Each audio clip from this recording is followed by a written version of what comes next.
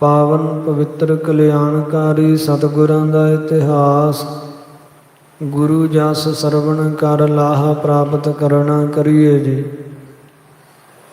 ਸੋ ਕੱਲ ਦੇ ਦੀਵਾਨਾਂ ਅੰਦਰ ਆਪ ਗੁਰਸਿੱਖ ਸੰਗਤਾਂ ਪ੍ਰਸੰਗ ਸਰਵਣ ਕੀਤਾ ਕਿ ਬਾਬਾ ਰਾਮ ਰਾਏ ਜੀ ਵੱਲੋਂ ਭੇਜੇ ਹੋਏ ਮਸੰਦ ਨੂੰ ਜੋ ਦੂਤ ਬਣ ਕੇ ਆਇਆ ਹੈ, ਸਤਿਗੁਰੂ ਧੰਨ ਕਲਗੀਧਰ ਪਾਤਸ਼ਾਹ ਜੀ ਨੇ ਬਾਬਾ ਰਾਮ ਰਾਏ ਜੀ ਦੇ ਨਾਲ ਮੁਲਾਕਾਤ ਕਰਨ ਵਾਲਾ ਦਿਨ ਜਿਹੜਾ ਨਿਯੁਕਤ ਕਰਕੇ ਦੱਸਿਆ ਕਿ ਅਸੀਂ ਐਤਵਾਰ ਦੂਜ ਤਿਥ ਨੂੰ ਜਮਨਾ ਨਦੀ ਦੇ ਵਿੱਚ ਬੇੜੀ ਦੇ ਵਿੱਚ ਸੈਰ ਕਰਦਿਆਂ ਹੋਇਆ ਮਿਲਾਂਗੇ। ਇਹ ਦੂਤ ਚਲਿਆ ਗਿਆ। ਉਹ ਦਿਨ ਆਇਆ ਤੇ ਕਲਗੀਧਰ ਪਾਤਸ਼ਾਹ ਸਤਿਗੁਰੂ ਜੀ ਵਿਸ਼ੇਸ਼ ਸੰਗੀ ਸਿੱਖਾਂ ਸੰਯੁਗਤ, ਜੈਸੇ ਮਾਮਾ ਕਿਰਪਾਲ ਚੰਦ, ਭਾਈ ਆਨੰਦ ਚੰਦ, ਦਇਆ ਰਾਮ ਪੁਰੋਹਿਤ, ਇਸੇ ਪ੍ਰਕਾਰ ਜਿਹੜੇ ਪੰਜੇ ਭੂਆ ਦੇ ਪੁੱਤਰ ਹਨ, ਇਹਨਾਂ ਨੂੰ ਨਾਲ ਲੈ ਕੇ ਸਤਿਗੁਰੂ ਜੀ ਚੱਲ ਪਏ ਹੈ।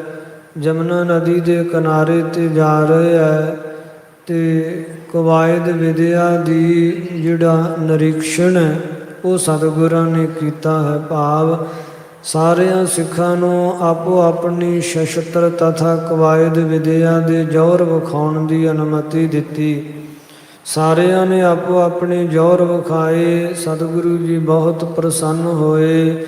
ਇਉਂ ਲੀਲਾ ਕਰਦੇ ਹੋਏ ਸਤਿਗੁਰੂ ਜੀ ਪਾਉਂਟਾ ਸਾਹਿਬ ਤੋਂ ਡੇਰਾ ਦੂਣ ਵੱਲ ਜਾ ਰਹੇ ਹਨ ਅਤੇ ਜਦੋਂ ਅੱਧਾ ਕੁ ਰਸਤਾ ਤੈਅ ਕੀਤਾ ਤਾਂ ਸਤਿਗੁਰੂ ਜੀ ਫਿਰ ਉਚਿਤ ਸਥਾਨ ਵੇਖ ਕੇ ਉੱਧਰ ਮਲਾਹ ਬੇੜੀ ਲੈ ਕੇ ਆ ਗਿਆ ਹੈ। ਸਤਿਗੁਰਾਂ ਨੇ ਆਪਣਾ ਘੋੜਾ ਸਥਗਤ ਕੀਤਾ, ਰੋਕਿਆ। ਇਹ ਪ੍ਰਸੰਗ ਆਪਾਂ ਕੱਲ੍ਹ ਦੇ ਦੀਵਾਨਾਂ ਅੰਦਰ ਸਰਵਣ ਕਰ ਚੁੱਕੇ ਹਾਂ। ਅੱਗੋਂ ਪਾਵਨ ਕਥਾ ਦੀ ਆਰੰਭਤਾ ਹੋ ਰਹੀ ਹੈ। ਕਲਿਆਣਕਾਰੀ ਸਤਿਗੁਰਾਂ ਦਾ ਇਤਿਹਾਸ। ਗੁਰੂ ਜਸ ਸਰਵਣ ਕਰ ਲਾਹਾ ਪ੍ਰਾਪਤ ਕਰਨਾ ਕਰੀਏ ਜੀ। ਸਤਨਾਮ ਸ੍ਰੀ ਵਾਹਿਗੁਰੂ ਸਾਹਿਬ ਜੀਓ। ਉਤਰ ਤੁਰੰਗਨ ਤਾ ਹੋਏ ਤਰੇ। ਸੋ ਇਸ ਤਰ੍ਹਾਂ ਤੁਰੰਗਨ ਘੋੜੇ ਤੋਂ ਉਤਰ ਕੇ ਸਤਿਗੁਰੂ ਜੀ ਥੱਲੇ ਆਏ ਹੈ।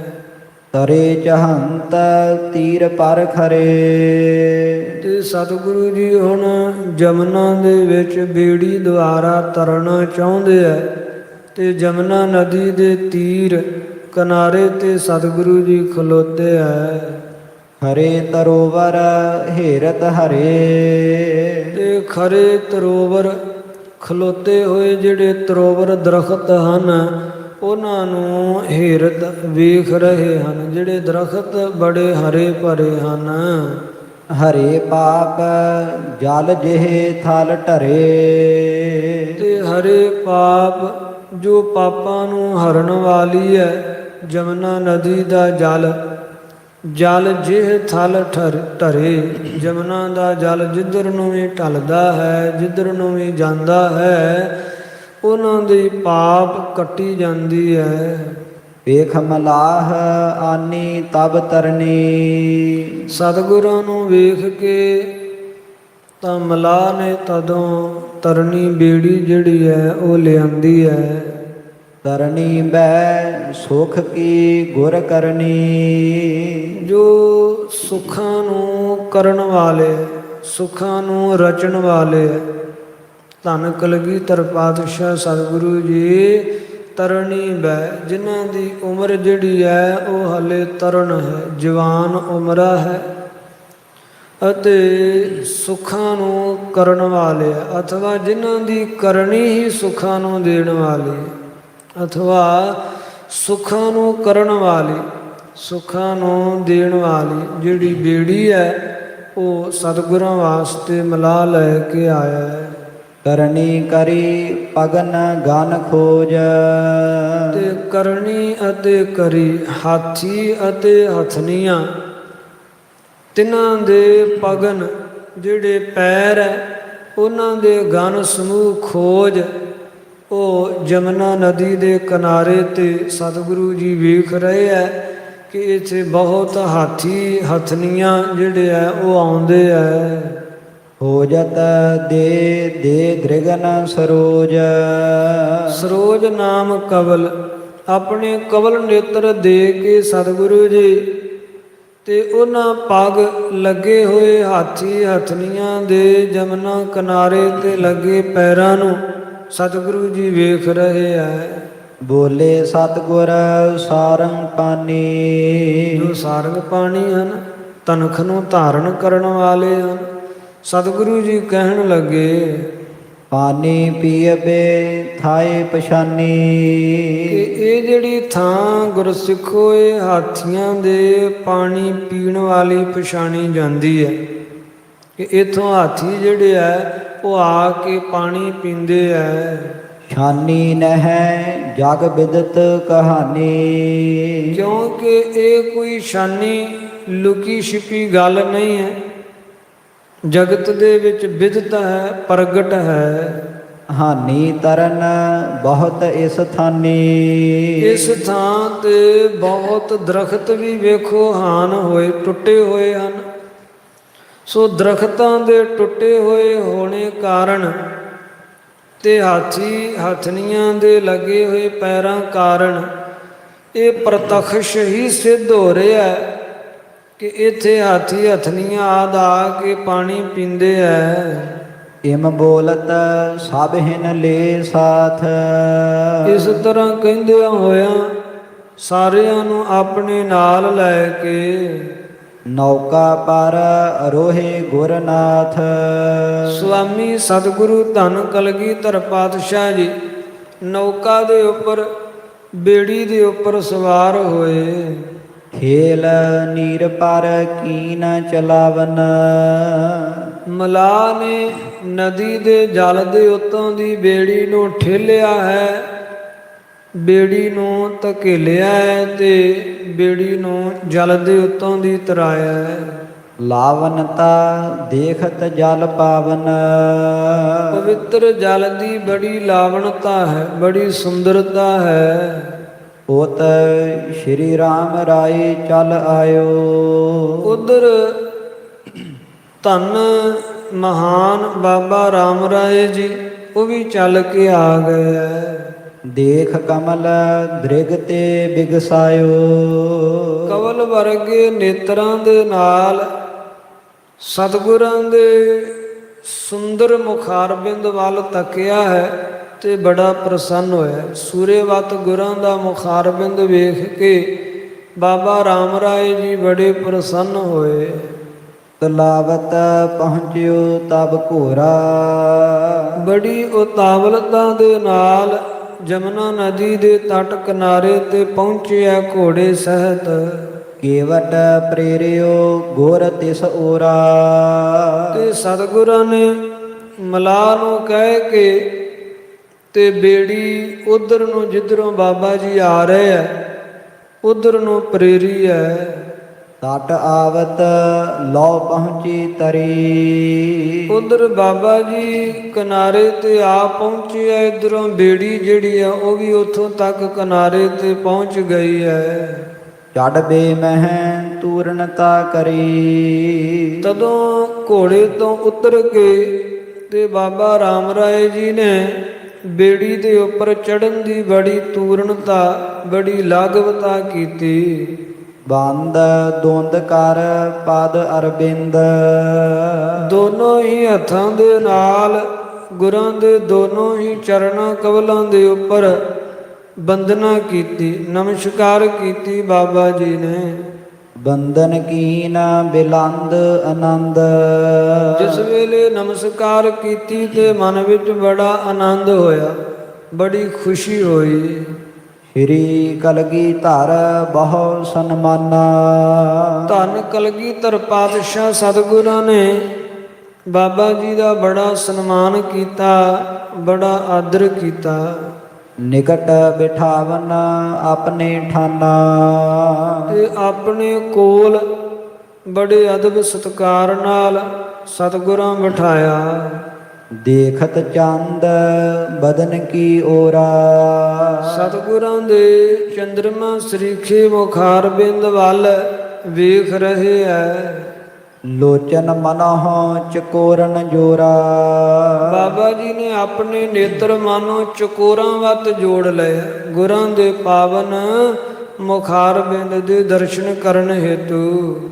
ਦੀਰਘ ਦੀਪਤ ਤੇਜ ਉਚੇਰਾ, ਬਹੁਤ ਵੱਡਾ ਤੇ ਬਹੁਤ ਉੱਚਾ ਤੇਜ ਪ੍ਰਤਾਪ ਸਤਿਗੁਰਾਂ ਦੇ ਚਿਹਰੇ ਤੇ ਦਿਪ ਰਿਹਾ ਹੈ, ਪ੍ਰਕਾਸ਼ ਰਿਹਾ ਹੈ। ਭਰਿਓ ਸ਼ਕਤ ਬਲ ਬਿਖੈ ਵਡੇਰਾ, ਅਤੇ ਸ਼ਕਤੀ ਵਿੱਚ ਤੇ ਬਲ ਵਿੱਚ ਬਹੁਤ ਭਰਿਆ ਹੋਇਆ ਹੈ। ਉਚਿਤ ਪ੍ਰਤਾਪ ਵਧਾਵਨ ਮਾਹੀ, ਤੇ ਸ੍ਰੇਸ਼ਟ ਪ੍ਰਤਾਪ ਨੂੰ ਵਧਾਉਣ ਵਿੱਚ ਜੋ ਉੱਤਮ ਹੈ। ਕਹਿ ਹੈ ਸੋ ਕਰਹਿ ਮਿਟਹਿ ਕੇ ਮਨਾਹੀ, ਜੋ ਸਤਿਗੁਰੂ ਜੀ ਚਾਹਣ ਉਹ ਕਰ ਸਕਦੇ ਹਨ, ਤੇ ਗੁਰਾਂ ਦਾ ਕੀਤਾ ਹੋਇਆ ਉਹ ਕਦੇ ਮਿਟ ਨਹੀਂ ਸਕਦਾ, ਉਹ ਕਦੇ ਸਮਾਪਤ ਨਹੀਂ ਹੋ ਸਕਦਾ। ਗੁਰ ਨੰਦਨ ਸ਼੍ਰੀ ਗੁਰ ਕੋ ਦੇਖਾ, ਗੁਰੂ ਪੁੱਤਰ ਸ੍ਰੀ ਗੁਰੂ ਹਰਿ ਸਾਹਿਬ ਜੀ ਦੇ ਪੁੱਤਰ ਬਾਬਾ ਰਾਮ ਰਾਏ ਜੀ ਨੇ ਧੰਨ ਕਲਗੀਧਰ ਪਾਤਸ਼ਾਹ ਨੂੰ ਵੇਖਿਆ। ਅਦਕ ਲਾਏ ਕੀ ਉਚਿਤ ਪਰੇਖਾ, ਤੇ ਪਰਖਿਆ ਹੈ, ਵੇਖਿਆ ਹੈ ਕਿ ਬਹੁਤ ਲਾਇਕ ਹਨ, ਬਹੁਤ ਯੋਗ ਹਨ ਧੰਨ ਕਲਗੀਧਰ ਪਾਤਸ਼ਾਹ। ਕੁਸ਼ਲ ਪ੍ਰਸ਼ਨ ਕਹਿ ਆਪ ਸਮਾਹੀ, ਆਪਸ ਦੇ ਵਿੱਚ ਸੁਖ ਕਲਿਆਣ ਦੇ ਬਚਨ ਬਿਲਾਸ ਹੋਏ।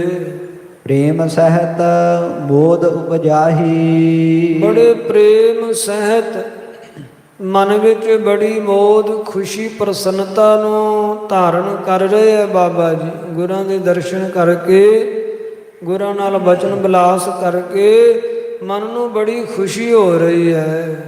ਬਹਿਲੋ ਕਾ ਗੁਰਦਾਸ ਰੋ ਤਾਰਾ, ਭਾਈ ਬਹਿਲੋ ਕਾ ਗੁਰਦਾਸ ਤੇ ਉਹਦਾ ਭਰਾ ਜਿਹੜਾ ਤਾਰਾ, ਦੋ ਮਸੰਦ ਹਨ ਬਾਬਾ ਰਾਮ ਰਾਏ ਜੀ ਦੇ। ਇਕ ਦੋਏ ਨਿਕਟ ਮਸੰਦ ਉਦਾਰਾ, ਇਹ ਦੋ ਮਸੰਦ ਜਿਹੜੇ ਹੈ ਇਹ ਬਾਬਾ ਜੀ ਦੇ ਕੋਲ ਹਨ, ਅਥਵਾ ਇੱਕ ਦੋ ਹੋਰ ਵੀ ਕੋਲ ਹਨ ਨਾਲ। ਸਤਿਗੁਰ ਸੰਗ ਅਸ਼ਟ ਇਹ ਵੀਰ, ਸਤਿਗੁਰਾਂ ਦੇ ਨਾਲ ਇੱਧਰ 8 ਸੂਰਮੇ ਹਨ, 5 ਭਰਾ, ਮਾਮਾ ਜੀ, ਨੰਦ ਚੰਦ ਜੀ, ਦਇਆ ਰਾਮ ਪ੍ਰੋਤ। 8 ਸੂਰਮੇ ਗੁਰਾਂ ਨਾਲ ਹੈ, ਤੇ ਬਾਬਾ ਜੀ ਦੇ ਨਾਲ ਇਹ ਦੋ ਮਸੰਦ ਜਿਹੜੇ ਹੈ ਇਹ ਨਾਲ ਹੈ। ਅਪਰ ਖਰੇ ਸਭ ਜਮਨਾ ਤੀਰ, ਅਪਰ ਹੋਰ ਬਾਕੀ ਜਿਹੜੇ ਹੈ ਉਹ ਜਮਨਾ ਦੇ ਕਿਨਾਰੇ ਤੇ ਖਲੋਤੇ ਹੋਏ ਹਨ। ਹੋਰ ਵੀ ਆਏ ਆ ਬਾਬਾ ਜੀ ਦੇ ਨਾਲ, ਪਰ ਬਾਕੀ ਜਿਹੜੇ ਆ ਉਹ ਜਮਨਾ ਦੇ ਕਿਨਾਰੇ ਤੇ ਖਲੋਤੇ ਆ। ਬੰਧਨ ਸੋ ਸ਼ਰੀਕ ਪਨ ਕਰਬੋ, ਇਹ ਬੰਧਨ ਸੋਸਨ ਬੰਦੀਆਂ ਦੇ ਨਾਲ ਮੈਂ ਸ਼ਰੀਕ ਪੁਣਾ ਕੀਤਾ, ਮੈਂ ਈਰਖਾ ਕੀਤੀ। ਮਤ ਸਰ ਆਦ ਅਸੂਆ ਧਰਬੋ, ਮੈਂ ਮਤਸਰ ਕਰਦਾ ਰਿਹਾ। ਮਤਸਰ ਨਾਮ ਈਰਖਾ, ਅਸੂਆ ਨਾਮ ਵੀ ਈਰਖਾ ਦਾ ਹੀ ਹੈ, ਅਥਵਾ ਮਤਸਰ ਨਾਮ ਵੈਰ ਤੇ ਅਸੂਆ ਨਾਮ ਈਰਖਾ ਕਰਦਾ ਰਿਹਾ ਮੈਂ। ਪੂਰਬ ਅਨਕ ਪ੍ਰਕਾਰ ਉਠਾਵਾ, ਪਹਿਲਾਂ ਅਨੇਕ ਵਾਰੀ ਮੈਂ ਇਉਂ ਝਗੜੇ ਕੀਤੇ, ਈਰਖਾ ਕੀਤੀ, ਵੈਰ ਰੱਖਿਆ ਮਨ ਵਿੱਚ। ਚੇਤ ਸ਼੍ਰੀ ਰਾਮ ਰਾਏ ਪਛਤਾਵਾ, ਇਹ ਸੋਚ ਸੋਚ ਬਾਬਾ ਰਾਮ ਰਾਏ ਜੀ ਪਛਤਾਤਾਪ ਕਰ ਰਹੇ ਕਿ ਮੈਂ ਸੰਬੰਧੀਆਂ ਨਾਲ ਈਰਖਾ ਕਰਦਾ ਰਿਹਾ। ਆਪਣੇ ਹੀ ਭਰਾ ਧੰਨ ਗੁਰੂ ਹਰਿਕ੍ਰਿਸ਼ਨ ਸਾਹਿਬ ਪਾਤਸ਼ਾਹ ਜੀ ਨਾਲ ਵੀ ਮੈਂ ਈਰਖਾ ਕੀਤੀ।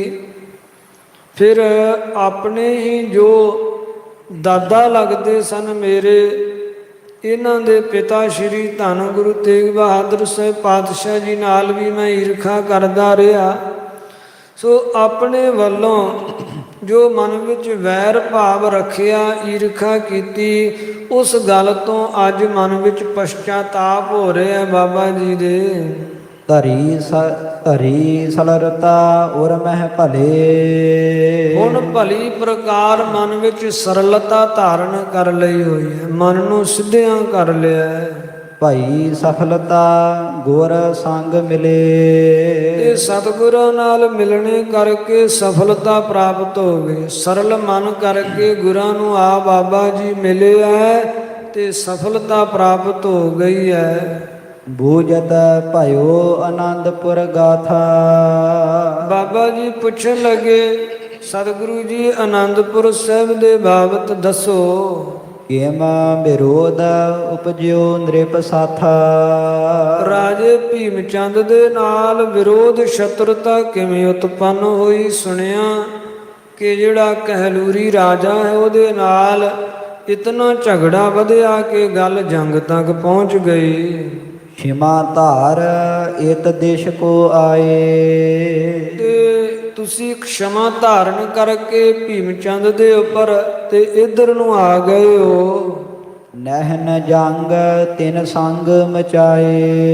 ਤੇ ਭੀਮ ਚੰਦ ਦੇ ਨਾਲ ਤੁਸੀਂ ਜੰਗ ਨਹੀਂ ਮਚਾਇਆ।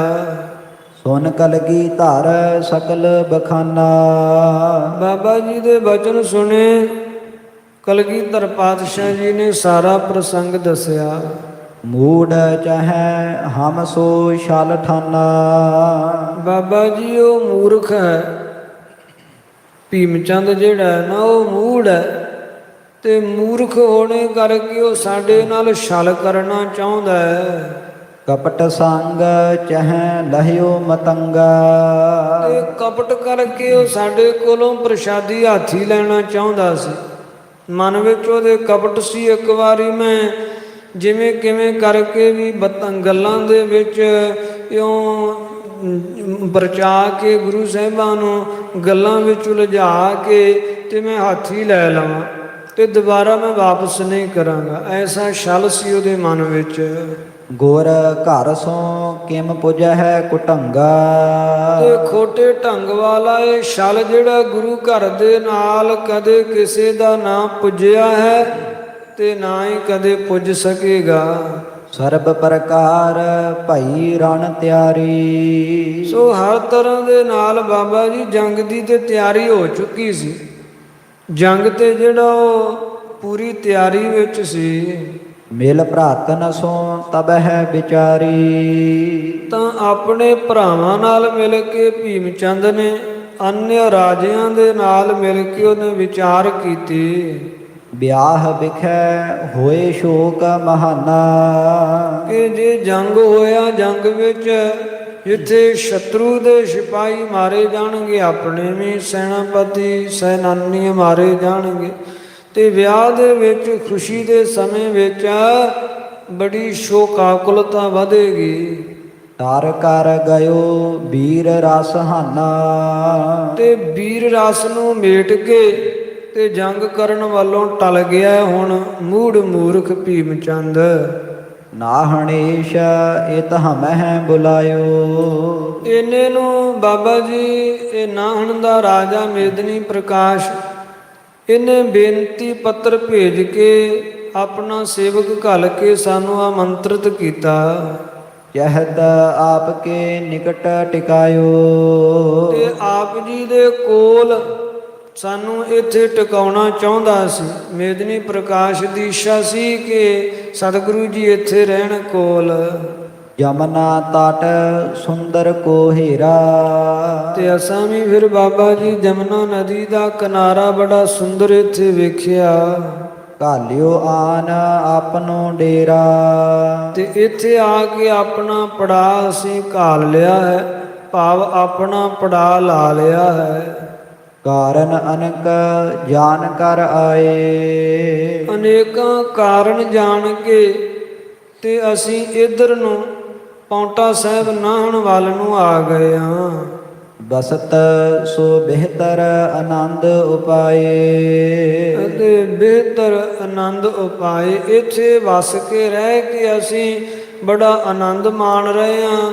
ਤੇ ਇੱਥੇ ਵਿਚਰ ਵੀ ਰਹੇ ਹਾਂ, ਸੈਰ ਵੀ ਕਰਦੇ ਹਾਂ, ਸ਼ਿਕਾਰ ਖੇਡਦੇ ਹਾਂ। ਸੁਨ ਸ਼੍ਰੀ ਰਾਮ ਰਾਏ ਪੁਨ ਭਾਖਾ, ਸੁਣ ਕੇ ਬਾਬਾ ਰਾਮ ਰਾਏ ਜੀ ਕਹਿਣ ਲੱਗੇ, ਕੋਇ ਨਾ ਹਟਾਏ ਸਕਹਿ ਤੁਮ ਕਾਂਖਾ। ਇਹ ਸਤਿਗੁਰੂ ਜੀ, ਤੁਹਾਡੀ ਜਿਹੜੀ ਇੱਛਾ ਹੈ ਨਾ, ਉਹਨੂੰ ਕੋਈ ਮੇਟ ਨਹੀਂ ਸਕਦਾ, ਕੋਈ ਉਹਨੂੰ ਹਟਾ ਨਹੀਂ ਸਕਦਾ। ਜਾਨੀ ਪਰੈ ਬੈਸ ਮਮ ਥੋਰੀ, ਸੋ ਜਾਣਿਆ ਪੈਂਦਾ ਹੈ ਕਿ ਮੇਰੀ ਉਮਰ ਆ ਜਿਹੜੀ ਉਹ ਹੁਣ ਅਲਪ ਰਹਿ ਗਈ, ਥੋੜੀ ਰਹਿ ਗਈ ਹੈ। ਠਾਨਤ ਰਹੋ ਕਿਰਪਾ ਹਮ ਓਰੀ। ਸੋ ਇਹ ਸਤਿਗੁਰੂ ਜੀ, ਤੁਸੀਂ ਸਾਡੇ ਤੇ ਕਿਰਪਾ ਕਰਦੇ ਰਹੋ। ਭੇਦ ਭਾਵ ਜੇ ਅਨਕ ਪ੍ਰਕਾਰੀ, ਜੇ ਅਨੇਕ ਤਰ੍ਹਾਂ ਦੇ ਭੇਦ ਭਾਵ ਹਨ ਵੀ, ਮਨ ਮੁਟਾਵ ਹਨ ਵੀ ਜੇ, ਨਹਿ ਕੁਛ ਰਾਖਹੁ ਹਿਰਦੈ ਮਝਾਰੀ। ਕਿਸੇ ਤਰ੍ਹਾਂ ਦਾ ਭੇਦ, ਕਿਸੇ ਤਰ੍ਹਾਂ ਦਾ ਵੀ ਮਨ ਮੁਟਾਵ ਹੁਣ ਆਪਣੇ ਮਨ ਵਿੱਚ ਨਾ ਰੱਖਿਓ। ਬਿਗਰੇ ਬ੍ਰਿੰਦ ਮਸੰਦ ਹਮਾਰੇ, ਸੋ ਸਤਿਗੁਰੂ ਜੀ, ਸਾਡੇ ਜਿਹੜੇ ਸਮੂਹ ਮਸੰਦ ਹੈ ਨਾ, ਉਹ ਬੜੇ ਵਿਗੜ ਗਏ ਹੈ। ਜੇ ਕਰ ਪੀਛੇ ਕਰਹਿ ਬਿਗਾਰੇ, ਤੇ ਜੇਕਰ ਮੇਰੇ ਚਲੇ ਜਾਣ ਮਗਰੋਂ ਇਹ ਮਸੰਦ ਬਹੁਤ ਵਿਗਾੜ ਕਰਨ, ਸਭ ਡੇਰੇ ਕੀ ਕਾਰ ਸੁਧਾਰਹੁ। ਤੇ ਸਾਰੇ ਪੜਾਅ ਦੀ ਡੇਰਾ ਦੂਣ ਦੀ ਜਿਹੜੀ ਇਹ ਕਾਰ ਹੈ ਨਾ, ਸੇਵਾ ਹੈ, ਇਹ ਤੁਸੀਂ ਆਪ ਹੀ ਸੰਭਾਲ ਲਿਓ।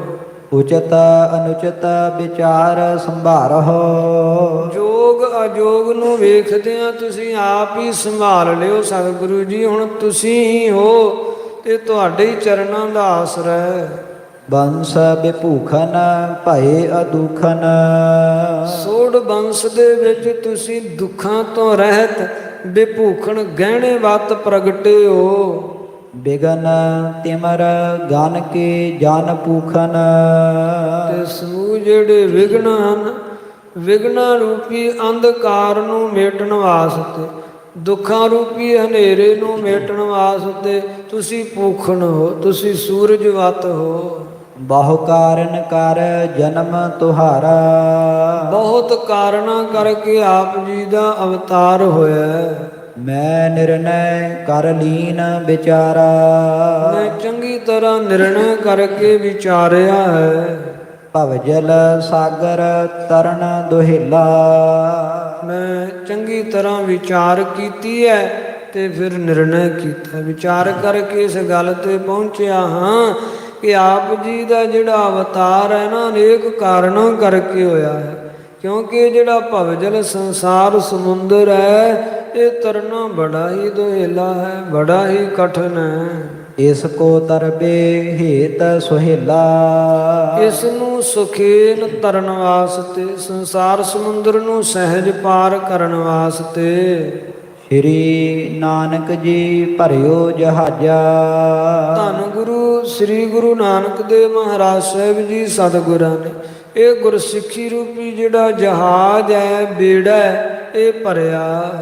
ਅਨਕ ਰੀਤ ਕੇ ਜੀਵ ਸਮਾਜਾ, ਅਨੇਕ ਤਰ੍ਹਾਂ ਦੇ ਜੀਵਾਂ ਦੇ ਸਮਾਜ ਨਾਲ, ਵੱਖ-ਵੱਖ ਤਰ੍ਹਾਂ ਦੇ ਜੀਵਾਂ ਨੂੰ, ਵੱਖ-ਵੱਖ ਤਰ੍ਹਾਂ ਦੇ ਪ੍ਰਾਣੀਆਂ ਨੂੰ ਆਪਣੀ ਸ਼ਰਨ ਵਿੱਚ ਆਇਆਂ ਲੱਖ ਗੁਰਸਿੱਖੀ ਰੂਪੀ ਬੇੜੇ ਤੇ ਸਤਿਗੁਰਾਂ ਚਾੜਿਆ। ਵੱਖ-ਵੱਖ ਜਾਤੀਆਂ ਦੇ, ਵੱਖ-ਵੱਖ ਵਰਨਾਂ ਦੇ, ਵੱਖ-ਵੱਖ ਮੱਤਾਂ ਵਾਲੇ ਲੋਕਾਂ ਨੂੰ ਗੁਰਾਂ ਨੇ ਆਪਣੇ ਚਰਨੀ ਲਾ ਗੁਰਸਿੱਖੀ ਰੂਪੀ ਬੇੜੇ ਤੇ ਚਾੜਿਆ। ਤਿਸ ਮਹਿ ਬਿਗਨ ਵਿਸਾਲ ਪ੍ਰਚੰਡ, ਇਹ ਸਮਾਂ ਆਉਣ ਦੇ ਨਾਲ ਇਸ ਬੇੜੇ ਦੇ ਵਿੱਚ ਬਹੁਤ ਤਰ੍ਹਾਂ ਦੇ ਪ੍ਰਚੰਡ ਤਿੱਖੇ ਵਿਘਨ ਪੈ ਗਏ। ਜਿਸ ਤੇ ਫਟਿਓ ਭਇਓ ਖੰਡ ਖੰਡ, ਜਿਸ ਕਰਕੇ ਗੁਰਸਿੱਖੀ ਰੂਪੀ ਬੇੜਾ ਫਟ ਗਿਆ ਤੇ ਖੰਡ ਖੰਡ ਹੋ ਗਿਆ, ਟੁਕੜੇ ਟੁਕੜੇ ਹੋ ਗਿਆ। ਭਾਵ ਗੁਰਸਿੱਖਾਂ ਦੇ ਆਪਸ ਵਿੱਚ ਜਿਹੜੇ ਵਿਚਾਰ ਮਤ ਭੇਦ ਵੱਧ ਗਏ, ਮਨ ਮੁਟਾਵ ਵੱਧ ਗਏ, ਇਹ ਗੁਰਸਿੱਖੀ ਰੂਪੀ ਬੇੜਾ ਫਟ ਗਿਆ। ਇਹ ਸਕੇਲ ਪੁਨ ਏਕ ਬਨਾਵਹੁ, ਇਸ ਗੁਰਸਿੱਖੀ ਰੂਪੀ ਬਿਖਰੇ ਹੋਏ ਬੇੜੇ ਨੂੰ ਆਪ ਸਕੇਲ ਕੇ ਇਕੱਠਿਆਂ ਕਰਕੇ ਇੱਕ ਬਣਾਵੋਗੇ। ਭਰਿਓ ਜਹਾਜ ਪਾਰ ਤੇ ਉਤਰਾਵਹੁ। ਭਰਿਆ ਹੋਇਆ ਇਹ ਗੁਰਸਿੱਖੀ ਰੂਪੀ ਬੇੜਾ ਤੁਸੀਂ ਪਾਰਲੇ ਮੁਕਤੀ ਰੂਪੀ ਕਿਨਾਰੇ ਤੇ ਪਹੁੰਚਾ ਦਿਓਗੇ।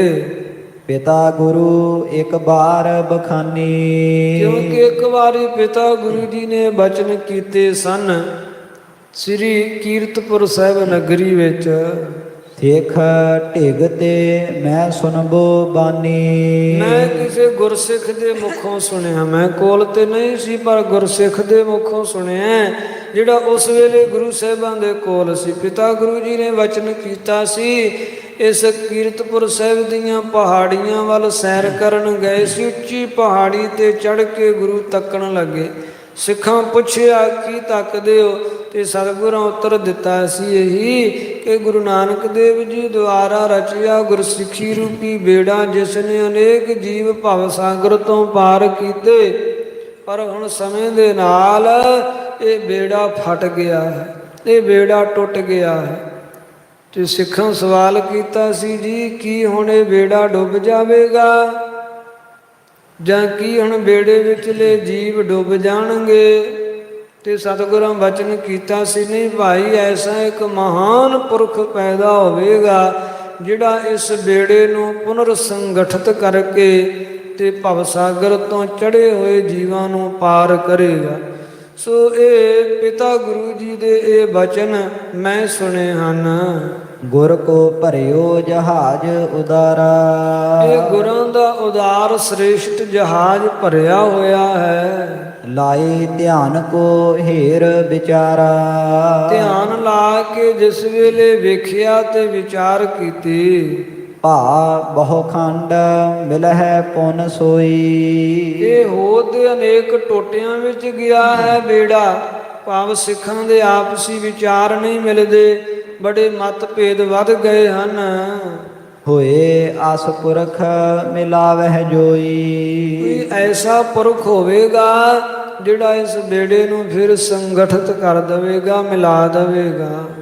ਤਬ ਕੋ ਮੈਂ ਵਿਚਾਰ ਤੋ ਰਹਿਓ। ਬਾਬਾ ਰਾਮ ਰਾਏ ਜੀ ਕਹਿਣ ਲੱਗੇ, ਉਦੋਂ ਤੋਂ ਮੈਂ ਵਿਚਾਰਦਾ ਰਹਿੰਦਾ ਸੀ, ਕਿਉਂਕਿ ਗੁਰਸਿੱਖੀ ਰੂਪੀ ਬੇੜਾ ਫਟਿਆ ਹੋਇਆ ਪਿਤਾ ਗੁਰੂ ਜੀ ਦੇ ਕਥਨ ਮੁਤਾਬਕ ਅਸੀਂ ਵੇਖਿਆ ਕਿ ਕਿਸ ਤਰ੍ਹਾਂ ਗੁਰੂ ਘਰ ਦੇ ਵਿੱਚ ਪਰਸਪਰ ਵਿਰੋਧਤਾ ਵੱਧਦੀ ਗਈ।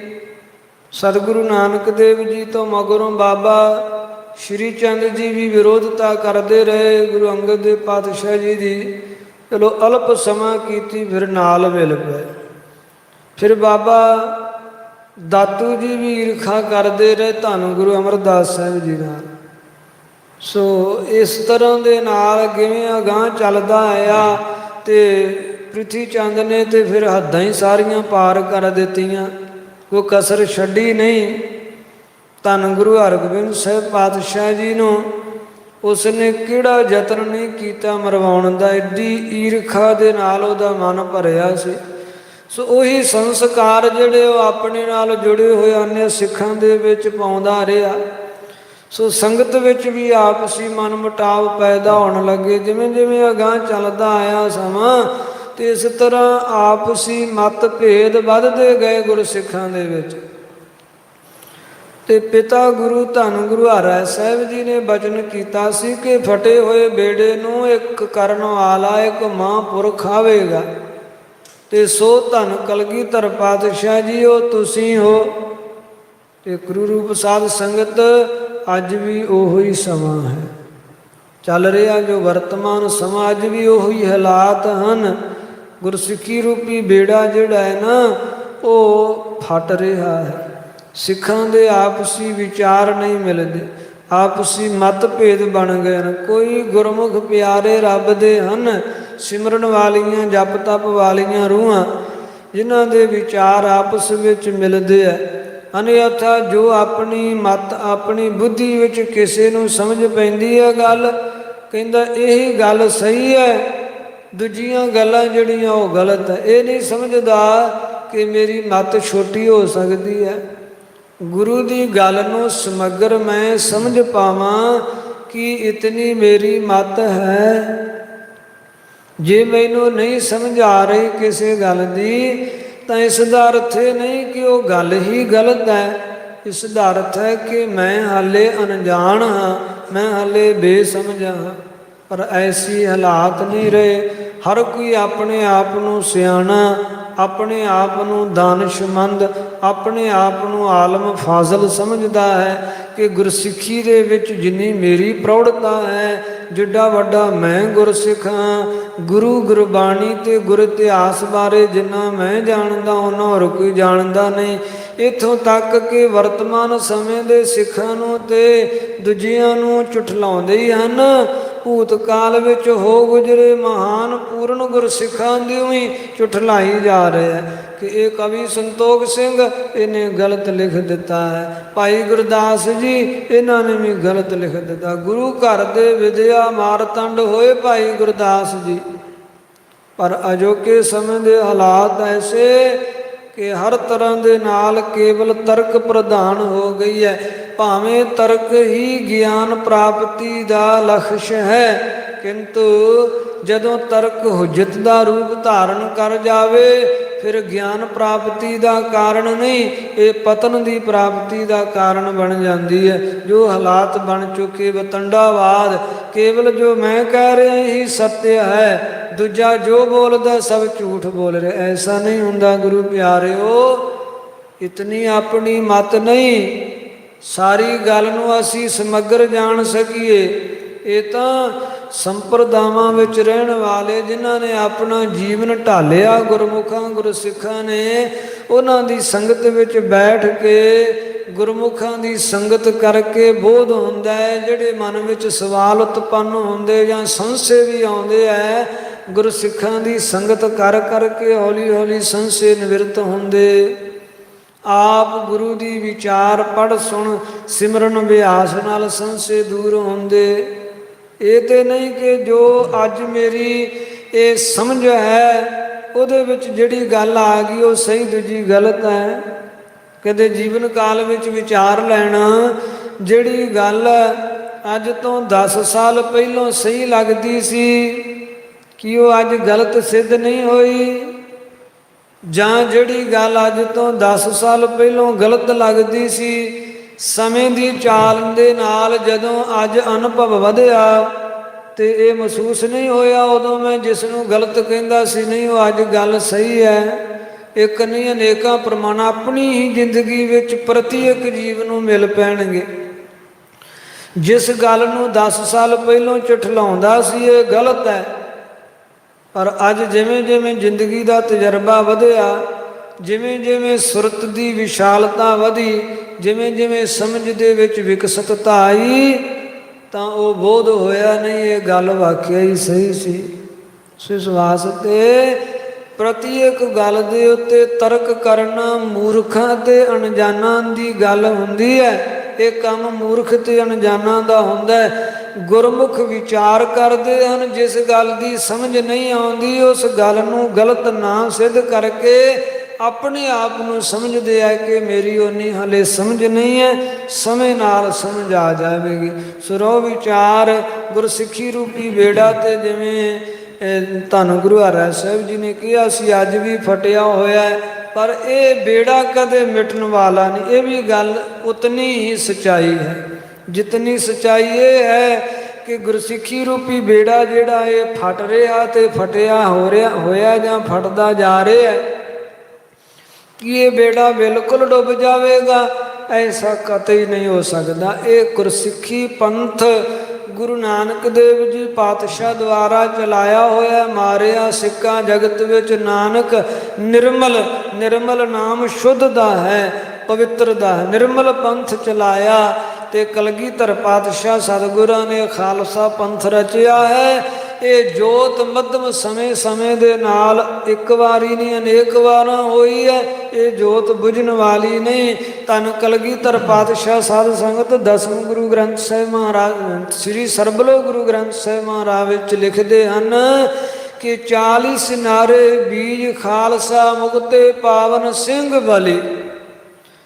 ਕਿ ਭਾਵੇਂ ਸਿੱਖਾਂ ਦੇ ਵਿੱਚ ਸਿਥਲਤਾ ਆ ਰਹੀ, ਮਰਜ਼ਾਦਾ ਪੱਖੋਂ ਗੁਰਬਾਣੀ ਪੱਖੋਂ ਹਰ ਪੱਖ ਤੋਂ ਸਿਥਲਤਾ ਆ ਰਹੀ ਹੈ। ਕੀ ਗੁਰਸਿੱਖੀ ਕਿ ਇਹ ਖਾਲਸਾ ਪੰਥ ਜਿਹੜਾ ਹੈ ਇਹ ਸਮਾਪਤ ਹੋ ਜਾਵੇਗਾ। ਐਸਾ ਸੰਸਾ ਨਾ ਕਦੇ ਮਨ ਵਿੱਚ ਲਿਆਉਣਾ ਤੇ ਨਾ ਹੀ ਇਸ ਸੰਸੇ ਨੂੰ ਮਨ ਵਿੱਚ ਉਤਪੰਨ ਹੋਣ ਦੇਣਾ। ਐਸਾ ਕਦੇ ਹੋਵੇਗਾ ਨਹੀਂ, ਨਾ ਹੋਇਆ ਤੇ ਨਾ ਜੁਗਾਂ ਜੁਗਾਂਤਰਾਂ ਤੱਕ ਹੋਵੇਗਾ। ਜੇ ਸਿੱਖੀ ਵਿੱਚ ਇਤਨੀ ਸਿਥਲਤਾ ਆ ਵੀ ਗਈ ਤੇ ਸਤਿਗੁਰੂ ਜੀ ਕਹਿੰਦੇ ਜਿਹੜੇ 40 ਸਿੰਘ ਹੋਏ ਆ ਨਾ, ਸ਼ਹੀਦ ਚਮਕੌਰ ਦੀ ਗੜੀ ਵਿੱਚ ਦਰਗਾਹ ਵਿੱਚ ਬੀਜ ਰੱਖਿਆ 40 ਸਿੰਘਾਂ ਦਾ। ਜਦੋਂ ਸਮਾਂ ਆਇਆ ਫਿਰ ਉਹ ਸੰਸਾਰ ਦੇ ਵਿੱਚ ਅਵਤਰਿਤ ਹੋਣਗੇ ਤੇ ਸਿੱਖੀ ਪੰਥ ਦੇ ਵਿੱਚ ਫਿਰ ਪ੍ਰੌੜਤਾ ਆ ਜਾਵੇਗੀ।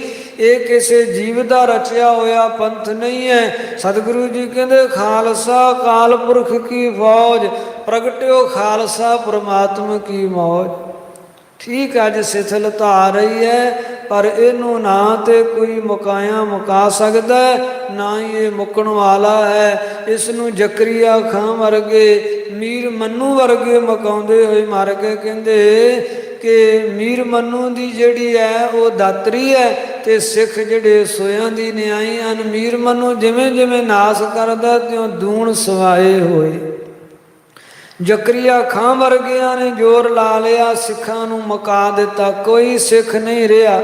ਤੇ ਦੋ ਹੀ ਸਿੱਖਾਂ ਨੇ ਦਿਨੇ ਤਾਰੇ ਵਿਖਾ ਦਿੱਤੇ ਸੀ, ਬੋਤਾ ਸਿੰਘ ਗਰਜਾ ਸਿੰਘ ਵਰਗਿਆਂ ਨੇ, ਇਹ ਸਿੱਖ ਹੈ ਕਿ ਨਹੀਂ ਹੈ। ਸੋ ਸਿਥਲਤਾ ਤੇ ਅਵਸ਼ ਆ ਰਹੀ, ਇਹ ਗੱਲ ਤੇ ਪੂਰਨ ਸਿਧਾਂਤ ਸਿੱਧ ਹੈ, ਪਰ ਇਹ ਪੰਥ ਕਦੇ ਨਾ ਸਮਾਪਤ ਹੋਇਆ ਹੈ ਨਾ ਹੋਣ ਵਾਲਾ ਹੈ। ਰੋ ਵਿਚਾਰ ਬਾਬਾ ਰਾਮ ਰਾਏ ਜੀ ਸਤਿਗੁਰਾਂ ਨਾਲ ਬਚਨ ਵਿਲਾਸ ਕਰਦੇ ਹੋਏ ਕਹਿ ਰਹੇ ਹਨ ਕਿ ਸਤਿਗੁਰੂ ਜੀ ਸਾਡੇ ਪਿਤਾ ਗੁਰੂ ਜੀ ਨੇ ਕਦੇ ਬਚਨ ਕੀਤਾ ਸੀ ਕਿ ਸਿੱਖੀ ਦਾ ਬੇੜਾ ਤੇ ਭਾਵੇਂ ਫਟ ਗਿਆ ਪਰ ਐਸਾ ਇੱਕ ਉੱਤਮ ਪੁਰਖ ਆਵੇਗਾ, ਇਸ ਬੇੜੇ ਨੂੰ ਫਿਰ ਸੰਗਠਿਤ ਕਰ ਦੇਵੇਗਾ। ਆਬ ਸੋ ਹੋਏ ਭਲੇ ਮੈਂ ਲਹਿਓ, ਭਲੀ ਪ੍ਰਕਾਰ ਮੈਂ ਲਹਿਆ ਹੈ ਜਾਣਿਆ ਹੈ। ਅਬ ਸੋ ਹੋਏ, ਅਬ ਹੁਣ ਉਹ ਸੋ ਤੁਸੀਂ ਹੀ ਹੋ, ਤੁਸੀਂ ਹੀ ਸੰਸਾਰ ਦੇ ਵਿੱਚ ਪ੍ਰਗਟ ਹੋਏ ਹੋ। ਦਰਸ਼ਨ ਦੇਖਤ ਭਈ ਪ੍ਰਤੀਤ, ਆਪ ਜੀ ਦੇ ਦਰਸ਼ਨ ਕਰਕੇ ਪ੍ਰਤੀਤ ਆ ਗਈ, ਭਰੋਸਾ ਆ ਗਿਆ। ਬਿਗੜੇ ਕਰਹੁ ਸੁਧਾਰਨ ਚੀਤ, ਤੁਸੀਂ ਵਿਗੜਿਆਂ ਚਿੱਤਾਂ ਨੂੰ ਹਿਰਦਿਆਂ ਨੂੰ ਸੁਧਾਰਨ ਵਾਲੇ ਹੋ ਤੇ ਸੁਧਾਰ ਦਿਓਗੇ। ਇਉਂ ਬਾਬਾ ਜੀ ਸਤਿਗੁਰਾਂ ਨਾਲ ਬਚਨ ਵਿਲਾਸ ਕਰ ਰਹੇ ਆ, ਬੇੜੀ ਵਿੱਚ ਸਵਾਰ ਹਨ।